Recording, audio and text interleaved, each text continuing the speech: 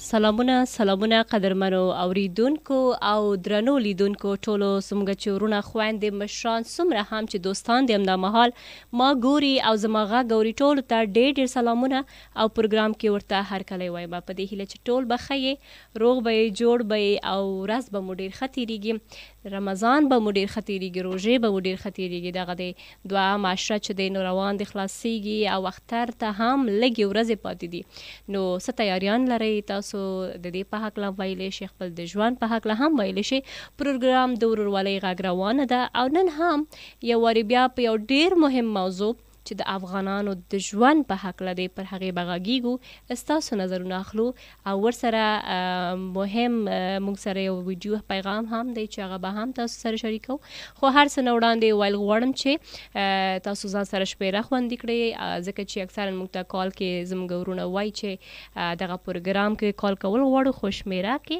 لږ مسله وي نو شمېره تاسو ته وایم هم د افغانستان دپاره هم د پاکستان دپاره 09152504143 یو ور بیا وغږ شئ 09152504143 دا تاسو دلته پاکستان څخه چې هر چېرته هستئ ډایل کولی شئ او هغه زموږ ورونه چې په افغانستان کې دي یا خویندې چې په افغانستان کې دي او زموږ خپرونه اوري نو هغې کولی شي یا د فیسبوک پاڼې لارې موږ ګوري هغې کولی شي چې د همدغې شمېرې په وړاندې د پاکستان کوډ ولګوي یعنې 002-92-50-2-50-4 نو په دې شمېر تاسو کولی شئ موږ سره اړیکه ونیسئ قدرمنو دوستانو د ورورولۍ غږ خپرونه کې نن موږ د افغانان هغه افغان کډوال چې په کمپونو کې میشت دي د هغې د ژوند په هکله به غږیږو د هغوی څه ستونزې دي او ډېرې خلک چې دی نو بېلابېل شکایات لري بېلابېل موضوعاتو باندې هغې ته چې ورسره وغږېږي نو هغې وایي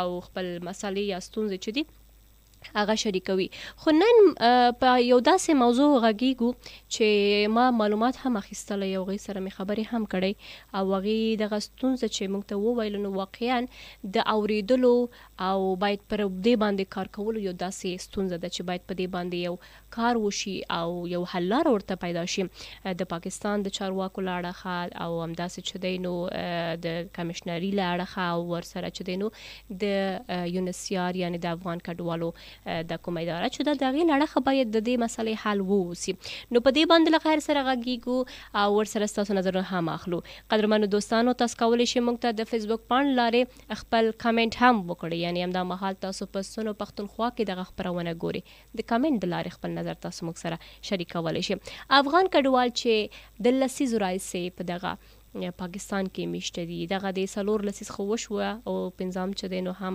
هغه پیل شوی دی نو دوی ژوند کوي واړه راغلي وي او لوی شوي وي اندا چې دغې ماشومان لوی شي د ماشومان واده وشي بیا دغه ډول دغې لمسي او یعنې یو ستر ژوند دلته پاکستان کې تیر کړی په ځانګړې توګه که تاسو کمپونو ته ولاړ شئ نو کمپونو کې به تاسو داسې ډېرې کورنۍ ګوري چې هغې نه تاسو تپوس وکړئ کاکا یا خاله یا عمه تاسو کله راغلی نو هغه تاسو ته ځواب کې وایي چې یاره زه خو همدلته لوی شوی یم هغه به حتما تاسو ته دا خبرې کوي یعنې په ښاري سیمو کې هم افغانان داسې ډېر دي چې همدلته لوی شوي خو بیا هم هغوی لکه یو څو وخت پس چې دوی افغانستان ته تللي یا نور هیوادونو ته تللي خو په کمپونو کې هغه افغانان میشت دي چې د کلونو راهیسې هغې خپل مکمل ژوند همدلته تیر کړی او راتلونکي د هغې نسل به هم همدغه ډول همدلته به ژوند تیروي نو د هغوی ستونزې ته که تاسو وګورئ د هغې ستونزې ډېر زیاتې دي که هغه د تعلیم په برخه کې شو که هغه د صحت په برخه کې شو هغه که د ژوند نور چارې چې دي دغې په برخه کې شو دغې ستونزې ډېر زیات وي او باید د دغه ستونزې حل وشي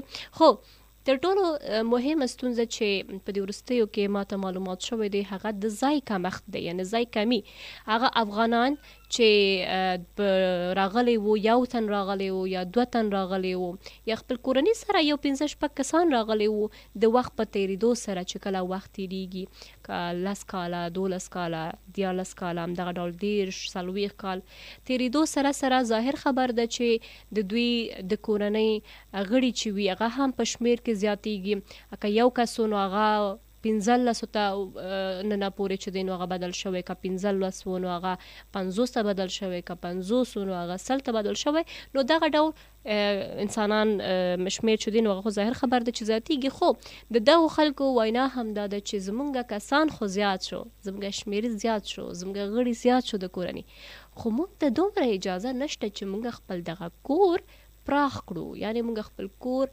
وسیع کړو یا خپل کور لوی کړو. دومره نور اجازه کوم ساحه چې ورته برابره شوی و په پیل کې چې رستا دومره ځمکه ده ته په دې کې خپل کور جوړ کا، دلته ته واوسه، دلته ته ژوند وکړه، دې نه پرته ته حق نه لري چې دا بل ځمکه واخلي یا بل کور واخلي او ته خپل ژوند په دې کې وکړي.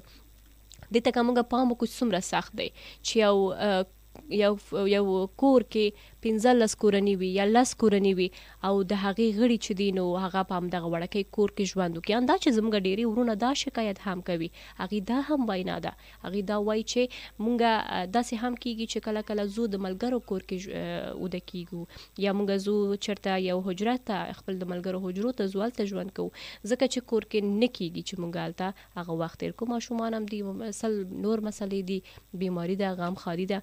نو په داسې ستونزو کې که موږ پاملرنه ورته وکړو ژوند ډېر زیات سخت کیږي. زه به نور خبرې لږ وروسته وکړم، خو په همدغه موضوع باندې موږ د افغان کمیشنري عالی کمیشنر څخه نظر اخیستلی دی چې هغه څه وینا لري، ولې دوی ته دغه مسالې دي، د دې حل څه شی دی، په دې باندې به نور هم وغږیږو. خو موږ سره د هغوی یو انټرویو ده، زه د افغان کمیشنري عالی کمیشنر عباس خان صاحب خپل نظر شریکه کړی دی او هغې ډاډ هم ورکړی چې دغه افغانان ته به دغه مسله ژر تر ژره حل کیږي. راځئ چې دغه ویډیو وګورو. نو کو تاسو وګورئ نو د کیمپونو دپاره څه قوانین جوړ شو چې کله دا په 1979-80 کې جوړېدل. دا ځمکې چې دي دا پرایویټ لینډز دي، د دې کې د دې ډسټریبیوشن څنګه شوی دی، دلته به کم خلک الاوډ وو، پرمیشن چاته میلاو شو چې تاسو دلته اوسېدی شئ، د دې خپل یو قانون جوړ شو. انفارچونیټلی د دې 40 کاله نه سیوا وشو چې هغه قانون بیا دوباره ریویو نه شو، هغې باندې چا غور نه کړو چې یار څنګه تاسو وایئ فیملی سایز ډېر لوی شوی دی. نو دغه شان دی چې کوم هغې ته سپیس الوکیټ شوی و چې دا ستاسو کور سایز دی، یو کنال دی یا 10 مرلې دی، نو هغه اوس هغې باندې ډېر زیات دغه دی تنګ دی. نو زمونږ خپل پلان دا دی دا چې کوم قانون جوړیږي د دې کیمپونو د مینجمنټ، د دې یو مینول دی، هغه مینول په چیف کمیشنریټ آفس اسلام آباد کې دی. نو ویری سون وی آر ګوینګ ټو ریویو، دا مونږ ریویو کوو او زما په خیال د دې یو سروې مونږ ډېر زر شروع کوو چې کم فیملیز ته داسې د سپیس مسله ده، نو په کیمپس کې چې کم اویلیبل مونږ سره کلاو ځمکې پرتې دي نو هغه به ورته انشاءالله مونږ ورکوو. د دې نه مخکې مونږ یو بل داسې ریفارم راوستی و، لږ کورونه چې وو نو هغه به د خټو د خاورو به جوړېدل، پرمننټ سټرکچرز به نه شو جوړېدی. مونږ اوس میټینګ کړو لاست ایئر په دې کې او اوس موږ پرمیشن ورکړی دی چې تاسو د کانکریټ بلاکس والا کنسټرکشن کولی شئ، تاسو پری فیبریکیټډ چتونه لګولی شئ، نو هغې سره د دې سټرکچرز اوس کافي ښه دي. نو انشاءالله دا مسله چې ده دا ټیمپرري ده، د دې کورونو کې د دې ته چې کوم تکلیف دی او ډېر زر به په اسلام آباد کې په دې باندې مونږ میټینګس کوو سیفران سره او د دې حل به روباسو. بیرته راځو خپل موضوع ته قدرمنو اوریدونکو او لیدونکو چې نن مونږ په د ورورولۍ غږ خپرونه کې د افغان کډوالو په کمپونو کې چې کومه مسلې او ستونزې دي د هغې په هکله مونږ خبرې کوو. د ځای کمښت په هکله په ځانګړې توګه زموږ خبرې اترې دي چې د ځای کمښت د افغانانو دپاره او دغه افغانانو ته باید ځای ورکولی شي، ځکه چې ظاهر خبر دی چې ځای در سره نه وي نو ته ژوند څنګه کولی شي. دا خو د انسان د بنیادي حقونو یو برخه ده.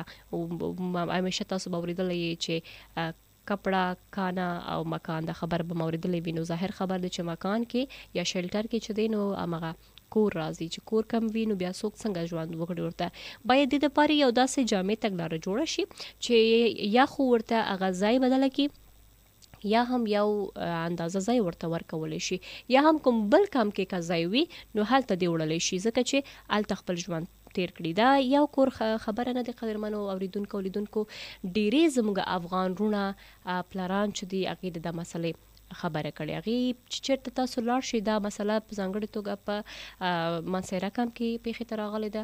هغې سره چې کله تللی وم خبرې مې کوله، نو لومړي سوال چې ما ورنه وکړو څه مسله دی تاسو ته، نو هغې هم دا ویل چې یاره موږ ته د ځای کمی دی، موږ سره ځای کم دی، دومره ځای موږ سره نشته چې موږ یو کوټه پې آباد کوو او د خټین کورونه چې وي یعنې د خټو کورونه چې وي هغه به تاسو کتلی وي هغې د پاسه بل کور نه جوړیږي، ځکه چې د هغې دیوالونه د هغې چت چې دی هغه دومره مضبوط نه بیا غورځېږي هغې کې دومره طاقت نشته چې هغه بل پوړ چې دی هغه واخلي. نو دی چې بل پوړ نشي جوړولی نو بیا دی چېرته اوسېږي. ډېری خلک خو دا شکایت هم کول چې موږ ته اندا چې د تشناب یا واشروم ځای هم نشته چې موږ جوړ کړو. د اشپزخانې ځای نه و ورته خپل کټوې هر څه چې نو په همغه اولي همغه لږ شان ځای چې پاتې و هلته یې کوو. نو دا ډېره زیاته مسله زیاته لویه مسله ده. که دې ته موږ پاملرنه وکړو دا په موږ باندې راشي نو هله بیا موږ پوهېدلی شو. یو ټلیفون به واخلو ګورج څوک دی او څه وایي. هلو السلام علیکم. السلام علیکم. وعلیکم السلام. څوک او چېرته نه ورور؟ زه حضرت ګل خبرې کوم د شیخانو نه ډسټرکټ پېښور. په خیر حضرت ګل صاحب څه حالات دی؟ سهال ستاسو پروګرام موږ اورو او ډېر ښایسته پروګرام دی معلوماتي. مننه ژوندی اوسئ. څه به وایي تاسو دغه افغانان چې د ځای د کمۍ سره یا نور ستونزو سره مخامخ دي په کمپونو کې د دوی سره باید څنګه چلند واوسي؟ جی زمونږ څومره چې زما لکه د تجربې مطابق لکه زمونږ د افغانانو چې دي لکه افغانستان حکومت دی د افغانستان حکومت چې کومه پالیسي ده زمونږ د پاکستان چې کومه پالیسي ده نو څنګه تاسو خبر وکړئ چې تاسو د خټو کورونه چې کوم دي نو هغې دپاسه دویم چت نه جوړېږي. نو دا زموږ د افغانستان او د پاکستان چې کوم اعلی لکه مطلب اعلی سربراہ حکمرانان دي واکداران دي نو هغې د پاکستان او د افغانستان داسې جوړ کړی دی په مثال د خټو د کور د دې دپاسه دویم چت نه جوړېږي لکه مطلب کمزوري سیټ ته بوځي او مخ په ترکۍ نه پرېږدي. دا زموږ واکدارانو کمزوري ده. زموږ د افغانستان زموږ د پاکستان چې څومره د عوام دي نن په دیړي مزدوري ورته نه میلاویږي. په کم قیمت باندې هغه مزدوري دیړي کوي او ډېر محنت کوي. نو زموږ چې کوم د ملک دا واکداران دي دا چې ډېر بس په غلط سایډ باندې زه به ووایم چې روان دي او عوامو ته مطلب مخ په ترکۍ لار نشي ده کوي چې دي لکه ترقي وکړي. ډېر ښایسته عزت ګل صاحب تاسو ډېر ښایسته مثال ورکړل. همداسې ده لکه که دوی اسانتیا پیدا کړي نو خلکو ته هېڅکله به هم مسله نه وي. بلکل همداسې ده. بالکل څوک عوام به غلط کاروبار به ونه کړي غلط چیز به ونه کړي خو ګورنمنټ سهولت داسې صحیح دې ته ثمرات نه ورکوي چې یو عوام یو غریب مزدور کار هغه خپل لین دین یو خپل کاروبار یو وړوکی کارخانه نو دا شروع کړي هېڅ داسې سهولت زموږ دا دوه ملکونه ده زموږ ډېره زیاته ګیله ده.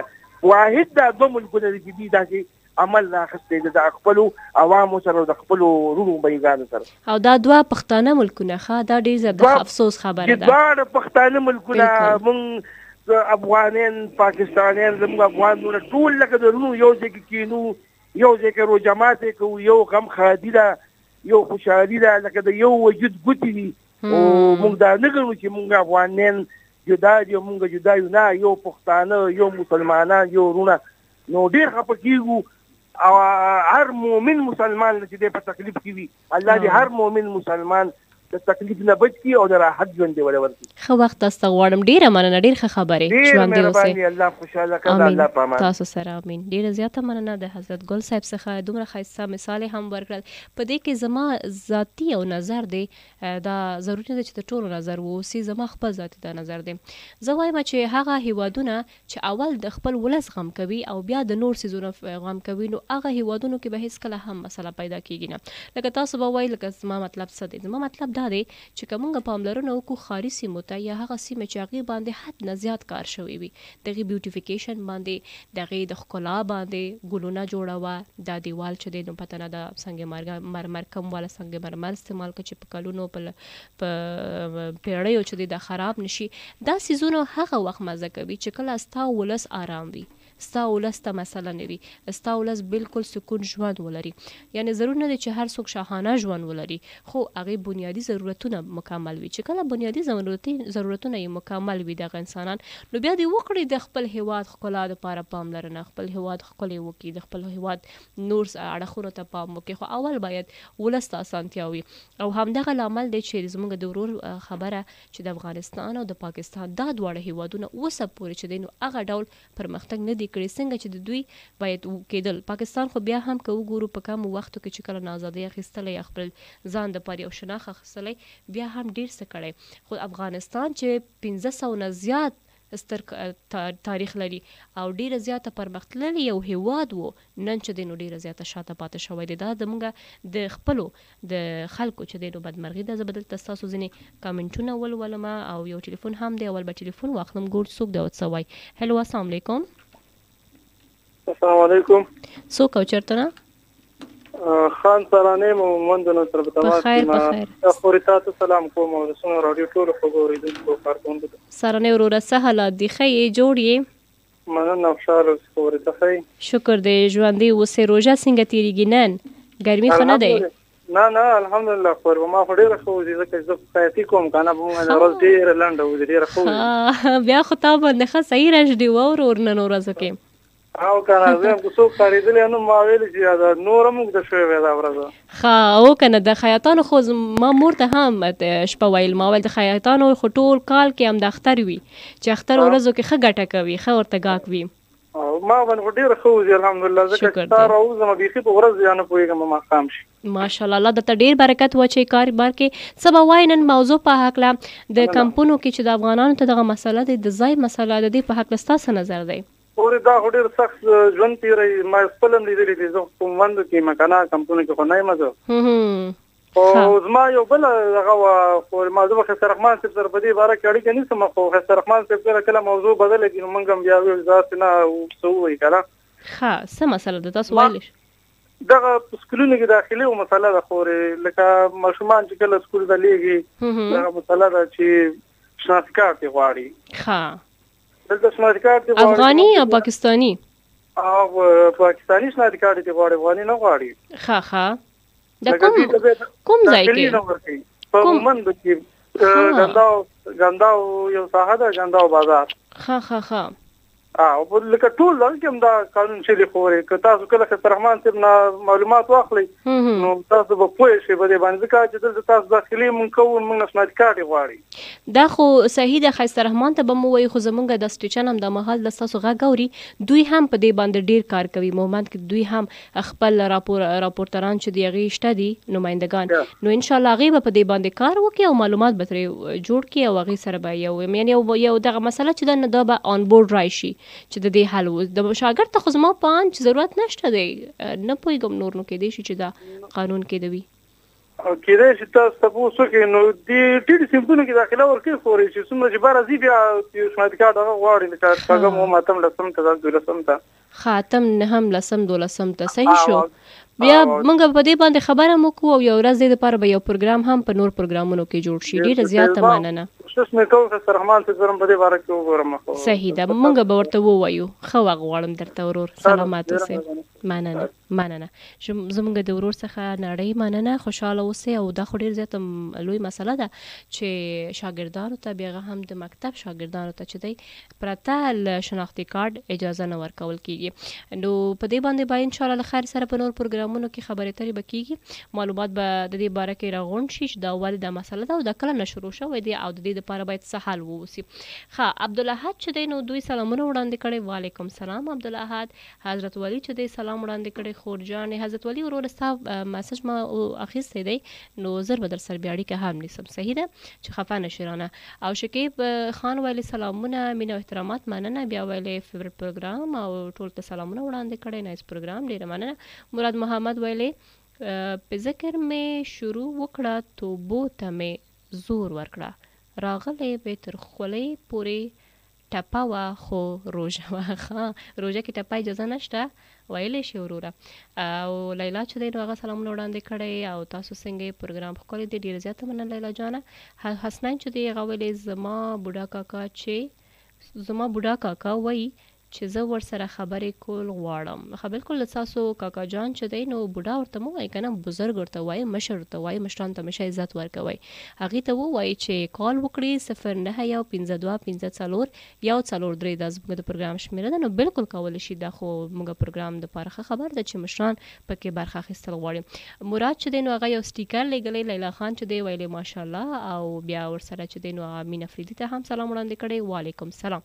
افسر افغان ویلی چې زموږ کم کې د ځای کمښت ډیر دی. ښه بیا ویلې هر یو کور ته دا مسله ده.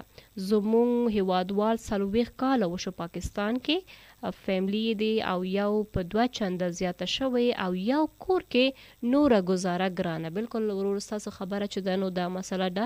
زموږ نور ورونه هم ویلي دغه زموږ اوریدونکي او لیدونکي تاسې ګورئ چې کمنټ کې هم دغه مسله مخې ته راغلی چې د 40 کلونو راسې افغانان دلته ژوند کوي. ظاهر خبر دی چې یو هیواد کې تاسو یې نو همغلته که چې کله تاسو پاتې کېږي ستاسو عمر تېرېږي او ورسره سره چې د عمر تېرېدو سره سره د کور غړي زیاتېږي خو باید هغوی ته بیا ځای ورکولی شي.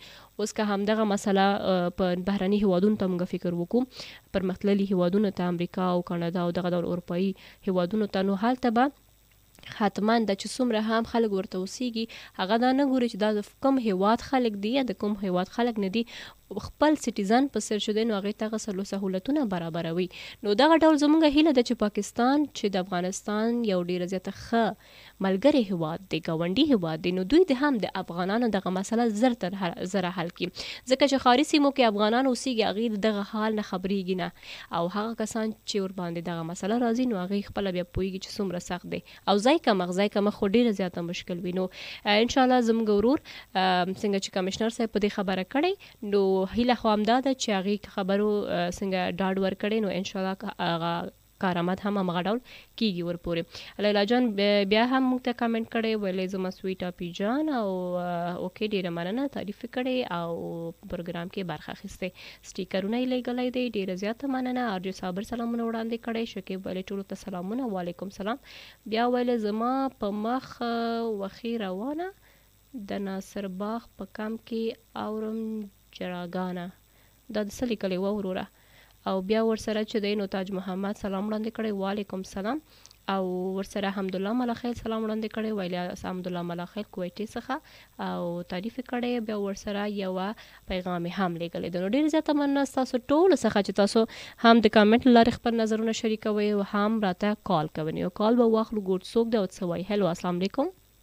وعلیکم سلام باجی. شاهد څه حالات دی ښه یې؟ جوړې باجی او زه ښه یم ته وایه څه حالات دي؟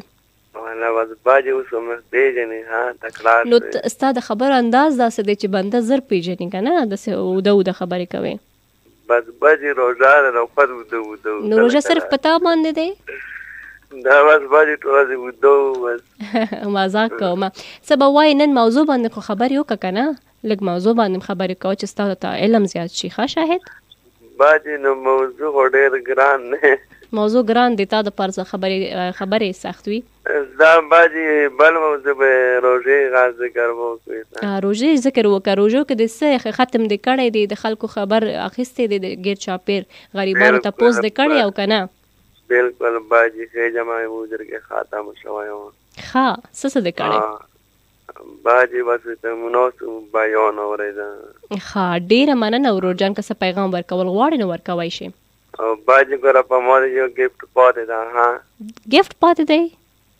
په چا باندې په ما باندې دې پاتې ده تر بعد به انشاءالله لاهور ته ځم چې پته کردم جب خواست اسټوډیو ته درنم ښه د څه ګفټ دی پرون درته نامه اخیستې وه که نه څه و تا چې ما تا چې ته مې نامه راته شاهد ما دا ګفټ دی وګټه ښه ما ته خو یاد نه دی ورور جان بیا هم ډېره مننه د اړیکه نیولو ښه وخت چارې درته غواړم وعلیکم سلام زموږ ورور باندې تاثیر کړی روژه چې ډېره زیاته باندې هغې غږ بیخي بدل شوی دی ټوکه کومه روژه دی نو په ځینو خلکو باندې تاثیر کوي په ځینو خلکو باندې تاثیر نه کوي نن موضوع چې دی نو د افغان کډوالو د ستونزو په هکله ده د ځای په هکله خو ما خبرې وکړل تاسو د کمشنر صاحب خبرې هم واورېدله راځو چې یو ځینې نور ستونزې چې دي د کډوالو په هکله د هغې په هکله به لنډه وغږیږو بیا به په راتلونکي پروګرامونو کې به ښه ډېر په هغې باندې کیدای شي چې مېلمانه هم موږ سره وي د هغې نظر به هم واخلو او په هغه موضوع باندې به غږیږو په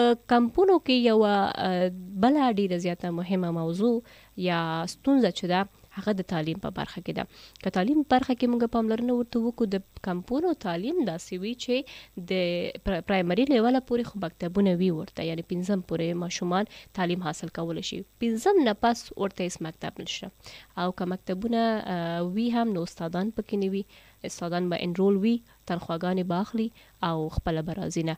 دا یو کمپ نه دی، دا بېلابېل کمپونو کې چې زه کله تللی یم د هغې مسله ما همدغه کتلې.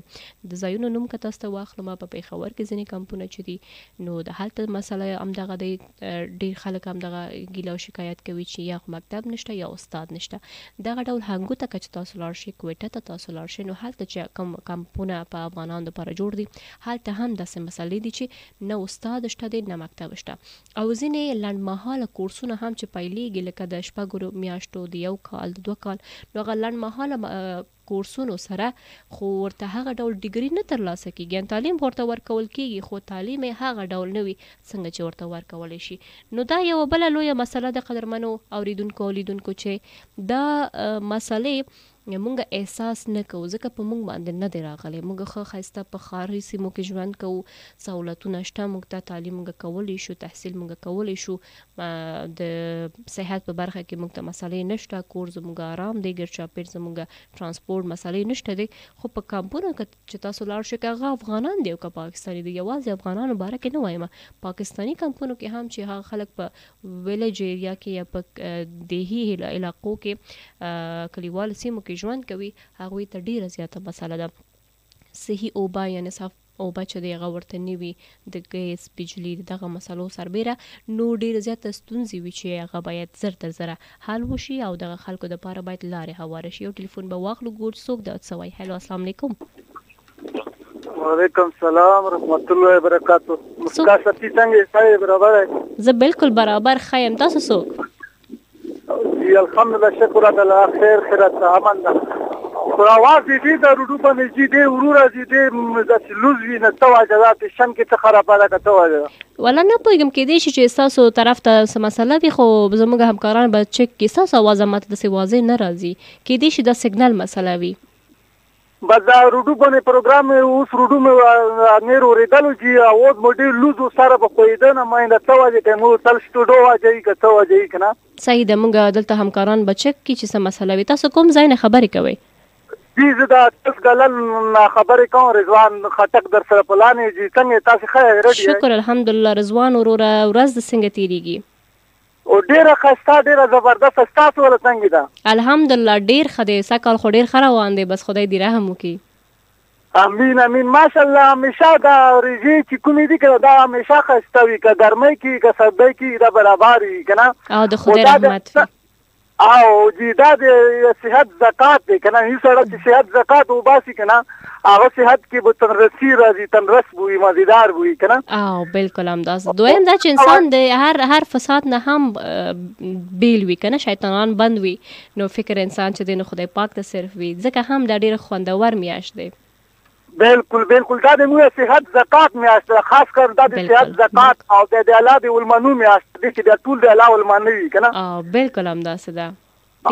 ستا پروګرام خو مې ځي نه ده اورېدله، که لا خو مې ورته وضیحه کې وه بې خبرې به په وقت در سره ستا پروګرام ستاینه به وکړو. خورجانې ژوندی اوسې ورور. مونږ نن د کمپونو ستونزې ویل چې افغانان چې د کمپونو کې مسلې دي، بیا په ځانګړې توګه هغوی ته د ځای کمښت دی، یعنې ځای کم دی.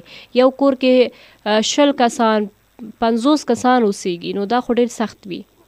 صحیح، زبردست. ښایسته ټاپک خورجانې. او خاص غیر افغانان چې کوم دي دوی ته ډېرې ستونزې دي که نه. بالکل همداسې ده، ډېرې ستونزې دي. الله دا وکړي چې پاکستان شي. خو زه دا همیشه مو په پاکستان کې دوی ته ډېر غوډ کیمپونه ورکړي، ډېر غوډ غرونه مو ورکړي دي که نه. او ډېر غوډ غرونه مو ورکړي، خپل انټرای کې، خپل غره کې، خپل سرکل کې مو ځان سره چولي دي دا خلک که نه. کاغه غلجي دي، کاغه مجر دي، موږ سره ډېر وخت نه. خو زه چې دا وایم دوی ځان ته لږې ستونزې په خپله جوړوي که نه. چېرته چې وي هلته پوه شي ستونزې ټول ژوند ځان ته ستونه جوړوي. زه وایم مهرباني وکړئ دا چېرته چې وي ځان ته ښایسته ژوند تېروي، ستونزې نه پیدا کوي. هغه خورجانې دا به وایم ما ورونه عزیزان بهر ملک کې ډیوټۍ کوي، خو هغه ملک اختیار قانون منوري که نه. بالکل. الو جی جی اورم وروره. आवाज درځي ما والا؟ بالکل کلیر دی आवाज ستاسو. جی او جی او ما ورونه عزیزانو موږ څومره خطر خلک دې کې له ټول بارو ملکو کې مسافر دي، خو هغه ملک کوم قانون وي، هغه ملک کومه ډیوټي هغه طریقې کې منوي.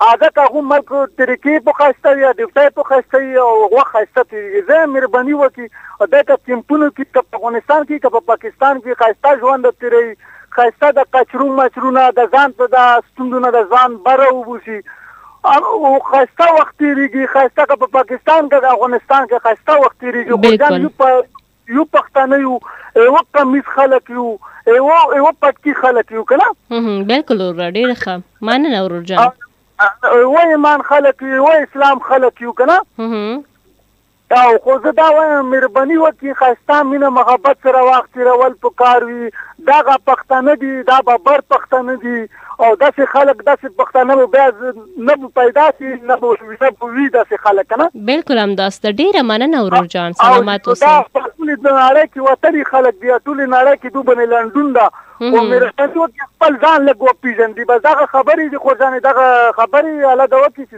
ډېره مننه خلک په وکړي د لوی الله په امان سلام علیکم مننه زموږ د ورور څخه ژوندی اوسئ زموږ ورور نن پروګرام نه دی اورېدلی نو ځکه او نظر یې ډېر ښایسته دی بلکل انسان مینه محبت سره واوسیږي خو که درته هغه اسانتیاوې نه وي پیدا نو بیا ته خپله نشي کولی چې یوازې په یو تک تنها چې د هغه اسانتیاوې یعنې څوک انسان نه غواړي چې هغه ښه او د اسایشو او د ارامتیا څخه ډک ژوند تېر نه کړي هر انسان غواړي چې ښه ژوند ورته تېر شي خو چې ورته برابر نه وي بیا ډېر زیاته سخت دی دلته یو ځینې کمنټونه د هغې طرف ته راځو حمدالله بالاخیر ویلے چې انسانی معاشرے کو جنگوں اور بیماریوں نے اتنا نقصان نہیں پہنچایا جتنا نقصان انسانوں کے اس رویے نے پہنچایا کہ وہ اپنے پاس موجود نعمتوں کو نعمت ہی نہیں سمجھتے بلکہ دوسروں کے پاس موجود نعمتوں کو نعمت سمجھتے ہیں سونه ښایسته دا د انسان بېوقوفي ده چې کله هغې ته خدای پاک یو څه ورکړی وي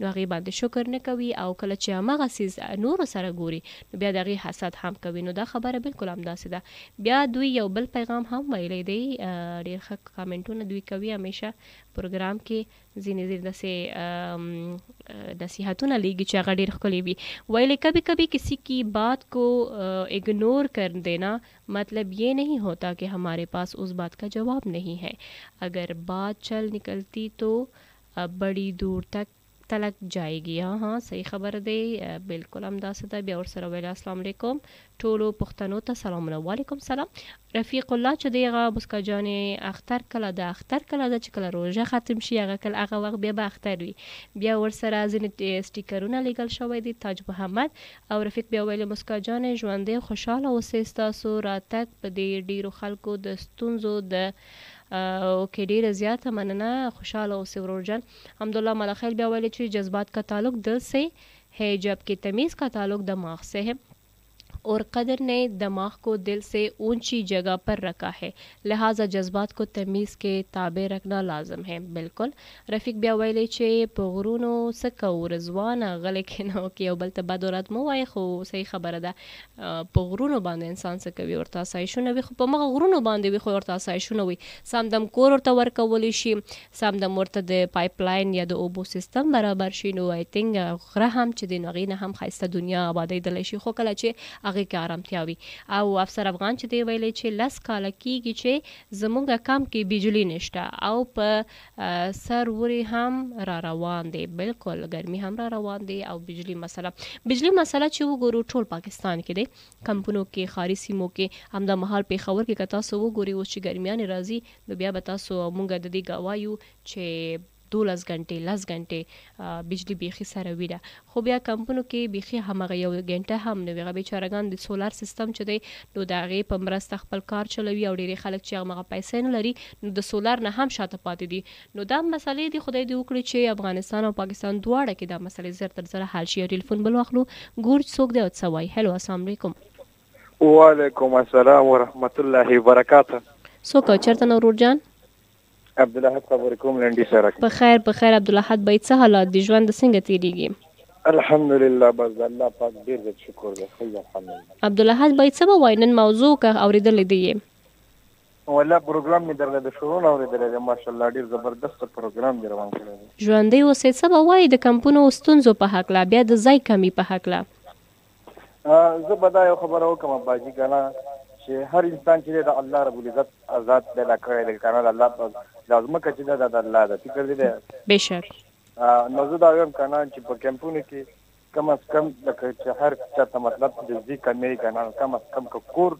وسه نه کېږي چې جوړ کړي د حکومت نو کم از کم نو چې زه ورته پراخه ورکړي نو زه هغه کور باغې ځان ته په خپله جوړ دا خبره ده بالکل نو کم از کم په کار ده چې پراخه زموږ کې انسان ژوند وکړي نو هغه ژوند لپ هغه ژوند په خوند باندې کول شي لپ په سکون کې شي او همداسې ده یعنی کور په خپله جوړ کړي خو د حد اقل ځای خو ورته ورکولی شي ځای خو په زور نشي اخیستی بالکل نو زه وایم چې کار د په دې باندې باید دی غور وکړي فکر وکړي نو بس انشاءالله چې ځمکې ورته ورکړله نو د کور وس به مرده الله ورکړي کور به ورته جوړ بالکل همداسې ده ډېره مننه ورور جان ښه وخت درته غواړم ژوندی اوسې ډېره مننه الله دې خوشحاله کړي ډېره قدرمنه شي تاسې هم مننه زموږ ورور عبدالاحد څخه چې پروګرام کې برخه واخیستله او ډېر ښه نقطې نظر یې لرله چې ځای ورته ورکړي بیا هغه چې آبادوي نه آبادوي هغه هر څه چې دی نو د هغې خپل هسې هم ځمکه خو د دې په نوم نه کېږي فقط دومره دی چې تر څو اوسېږي همغلته اوسېدلی شي چې کله لاړل نو ځمکه خرڅولی نه شي دا د هغې جهانګیر نه دی دا د نورو خلکو ځای دی د نورو خلکو لنډ دی د هغې ځمکې دي فقط دومره وي چې دوی دپاره فقط اجازت ورکولی شي تر څو چې دوی په دې کې خپل کور جوړ کړي خپل د کور هغه ضرورتونه چې دی هغه پکې برابر کړي نو دا خبره بالکل زه منم خپل ورور سره واقعا همداسې ده نو قدرمنو دوستانو ډېر زیاته مننه ستاسو ټولو څخه چې تاسو پروګرام کې دومره برخه اخلئ خپل نظرونه شاملوئ زموږ د پروګرام آخري شیبې دی یو دوه کال به نور واخلو ګوټ څوک دی او څه وایي بیا به زموږ پروګرام ختمیږي هلو السلام علیکم وعلیکم السلام ستړي مشي درته وایي خور جانې څنګه یې حمدالله وروره څه حالات دي شکر الحمدلله ایمن ته څنګه تعالی طبیعت مزاج شه د روزي سره څنګه الحمدلله ډیر ښه دی ته ووایه کویټه کې څه حالات دي کویټه کې خو حالات ماشاءالله ډیر خوندور دي ښه نن بیا موسم ریاض ده ښه زه ستاسو مزه دلته خو سم نور دی دا کوټیوالو ته وایم همدا ګوره زه راغلی یم په تاسو باندې الله رحمتونه ووري که نه ډېر ښه خبره بالکل وایي دا وګوره زما د وجې فکر خورجانې ته هلته لاهور کې خو به ښه ګرمي وي ها لاهور کې خو دا 4-5 ورځې کېږي ګرمي ډېره ته تللی که نه ورنه ځکه بالکل څه به وایي ورور جان نن موضوع په هکله خورجانې ته موضوع خو ماشاءالله همیشه ډېره خوندوره موضوع وي که نه مننه څه به وایي خپله چې ستر دلته چې د بیخي زیاتې مسلې جوړې دي په لکه په کوټه کې چې اکثره زیات افغانیان چې هغه په کوټه کې زیات یا په پېښور کې زیات که نه دا کراچي په دغه کې بیا دومره کم دي که نه لکه مثال دلته چې دوی یو کوم کار کې یا کوم مکان چې نیسي مکان والا ورته وایي تا شناخت کارت نه سو دا مسله ده یا مثال کې طور په دوی یو کوم ځای مځکه اخلي یا پراپرټي اخلي یا کوم ځای اخلي دوی لپاره بیا بیخي زیات مشکلات دي که نه صحیح حکومت ورته وایي دغه پر د مځکې انتقالونه بالکل بالکل دې لپاره جایداد چې ډېره غټه مسله ده او بیا د ایجوکیشن تعلیم چې بیا ډېره غټه مسله ده لکه مثال چې له کچي سې ونیسي تر اتمه پورې د ایجوکیشن تعلیم سم روان بیا په کالج یا یونیورسټي کې داخله شي هغه بیا دوی لپاره ډېره غټه پرابلم وي که نه ولې دوی څه بیا هلته نایسي دغه شیان غواړي که نه بالکل بالکل او خورجان لکه نور ملکو کې چې خبره وکړي هغه تقریبا چې 4-5 کاله تېر کړي هلته جایداد نایسي دوی هر شی ور جوړوي که نه او که نه بالکل او دا قانون چې د کاش دلیل په دې ملک کې چې یقین وکړه بیا به زیات مشکلات بیا د ټوټلو ختمېږي که نه د افغانیانو لپاره که نه لپاره لکه مثال کې طور پر یا خدای نخته یا څوک چې ناجوړه یا مثال کې طور پر له کوټې نه یا له افغانستان څخه راځي یا کراچي کې دوی علاج کوي هلته بیا دوی لپاره ډېرې غټې مشکلات وي صحیح پوسټو یې نه پرېږدي که نه داسې ډېرې مسلې دي ورته که نه بالکل همداسته حمدالله وروره نړۍ مننه ستا څخه خوشحاله اوسئ خوشحاله دی همیشه خوشحاله آمین آمین ژوندی اوسئ ښه وخت مننه زموږ د ورور څخه مننه او قدرمنو دوستانو اوریدونکو تاسو څخه هم ډېره زیاته مننه چې تاسو پروګرام کې برخه واخیستله زموږ پروګرام وخت همدلته پای ته رسیږي خدای دې وکړي چې تاسو د ورځ ډېر ښه تېر شوی وي او راتلونکې ورځې به مو هم خدای وکړي چې ښه تېرې شي په راتلونکې اونۍ به نوې موضوع سره تاسو ته وړاندې کیږو او هیله به وي چې بیا زموږ میلمانه هم وي موږ سره هغه به هم تاسو ته وړاندې شي زموږ به څه هم چې موضوعات دی به تاسو ته وړاندې وکړو ستاسو نظرونه به هم پرې اخلو نو ښه وخت ښه چارې الله ته سپارم په دعاګانو کې تل یاد وساتئ ښه وخت